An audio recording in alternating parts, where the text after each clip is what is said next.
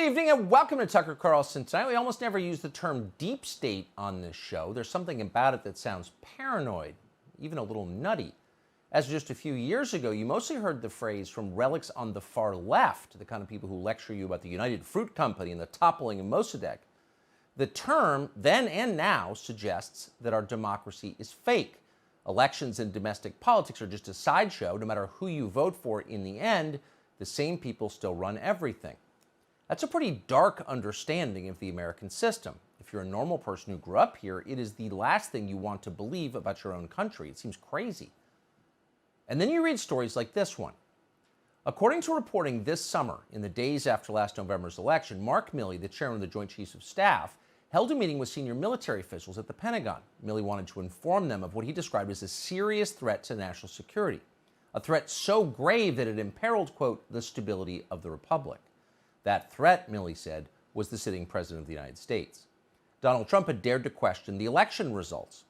For this, Milley explained, the U.S. military might be required to use physical force against the president. We're the guys with guns, Milley said. Apparently, he'd been preparing for this moment. Milley had similar conversations with the director of the CIA, Gina Haspel, as well as with the head of the NSA, Paul Nakasone. He'd also spoken directly to Chuck Schumer and Nancy Pelosi, Donald Trump's chief political rivals. Now, according to a new book by Bob Woodward and Bob Costa, Milley apparently went even further than that. On October 30th of last year, Woodward and Costa report, Milley called his counterpart in China, that's a general called Li Zhouzheng. Milley did not tell his boss, the president, about this call, either before he made it or after. Here was Milley's message for the Chinese military. Quote, General Li, I want to assure you that the American government is stable and everything is going to be okay. We are not going to attack or conduct any kinetic operations against you. And then reportedly, Milley said this, quote, General Li, you and I have known each other for 5 years. If we're going to attack, I'm going to call you ahead of time. It's not going to be a surprise. Let that sink in. Quote, if we're going to attack, I'm going to call you ahead of time. It's not going to be a surprise. So according to this account, our country's top defense official secretly colluded with our chief military rival to undercut the elected president of the United States. How would you describe that? Deep state is not strong enough. That's treason. It is a crime. And apparently Mark Milley is not the only person who was implicated in this crime. Others knew it was happening as it did. Our intelligence agencies almost certainly heard Mark Milley's call. If they can read emails from a cable news show on Fox, what are the chances they were aware that the chairman of the Joint Chiefs of Staff was speaking to a senior Chinese general and what they were saying? Well, the chances are about 100%.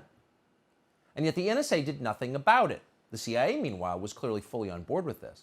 We are on the way to a right-wing coup, said Gina Haspel. She told Milley that. And in fact, there was a coup in progress, but it did not come from the right. It wasn't brewing in Alabama. Instead, a constellation of unelected government employees, loyal above all to the Democratic Party and to the permanent class in Washington, ignored the United States Constitution.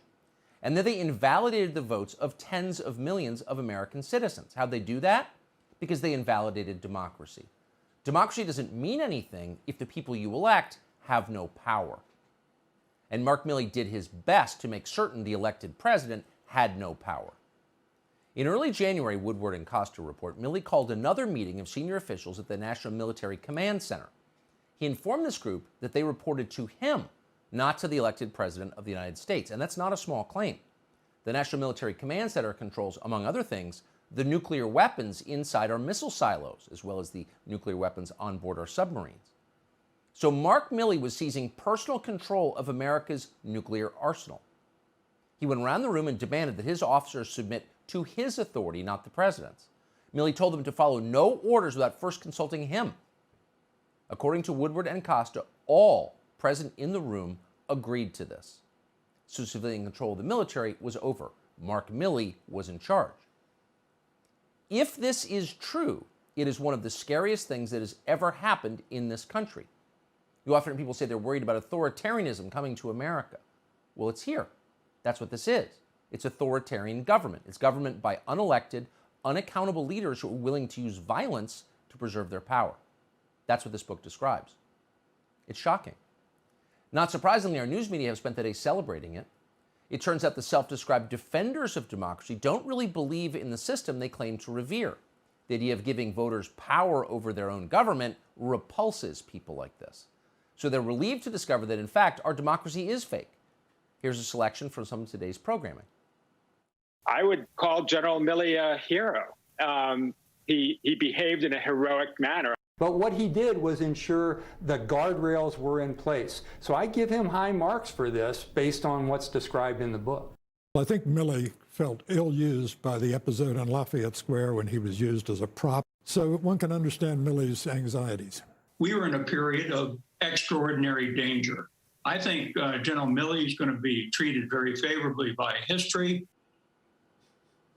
So you heard four people speak. The first guy you saw in that clip is Rick Stengel, and he's a moron, obviously, so there's no surprise there. The second guy was some retired military official. But the last two, George Will, Barry McCaffrey, these are people who, whatever you think of them or who they vote for, you would have imagined might defend American democracy when it came right down to it. But no, they didn't. They cheered its ending. They're happy to see Mark Milley secretly conspiring with the Chinese military to end civilian control of our Pentagon. So it turns out that's the government they want. And you should not forget that. So now that we know all this, what happens next? Doug Macgregor is in some ways at the center of this story. He's a retired Army colonel who last year advised the Trump administration on foreign policy. In that capacity, he co-authored a memo calling for American troops to leave Afghanistan finally after 20 years. According to Woodward and Costa's account, that memo, Macgregor's memo, is one of the reasons that Mark Milley decided to organize a coup. Hey, Sean Hannity here. Hey, click here to subscribe to Fox News YouTube page and catch our hottest interviews and most compelling analysis. You will not get it anywhere else.